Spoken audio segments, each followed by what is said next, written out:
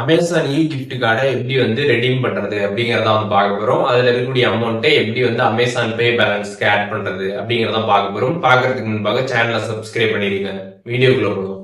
Amazon app open பண்ணிடுங்க. Open பண்ணிட்டு மேலே அமேசான் பேக்கான ஆப்ஷன் இருக்கும். பேன்ட்டு அந்த ஆப்ஷனை கிளிக் பண்ணிடுங்க. அதை கிளிக் பண்ணதுமே அமேசான் பே ஓப்பன் ஆயிடும். இதுல கீழே ஸ்க்ரால் பண்ணி வந்தீங்க அப்படின்னா அதில் ஆட் கிஃப்ட் கார்டு அப்படின்ற ஒரு ஆப்ஷன் இருக்கும். அந்த ஆப்ஷன் கிளிக் பண்ணிடுங்க. அதை கிளிக் பண்ணிட்டு உங்களோட கிஃப்ட் கார்டோட அந்த கோடை பார்த்தீங்கன்னா நீங்கள் என்ட்ரு பண்ணணும்.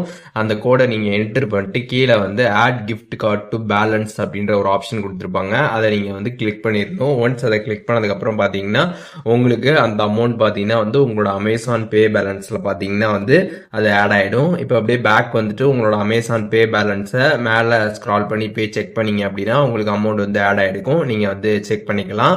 ஸோ இப்போ எப்படி நம்ம கிஃப்ட் கார்டில் இருக்கக்கூடிய அமௌண்ட்டை எப்படி அமேசான் பே பேலன்ஸ்க்கு ஆட் பண்ணுறது அப்படிங்கிற டீட்டெயில்ஸ் தெரிஞ்சிருப்பீங்க. அதில் எதுவும் டவுட் இருந்துச்சு அப்படின்னா கமெண்ட்ஸில் மென்ஷன் பண்ணுங்கள்.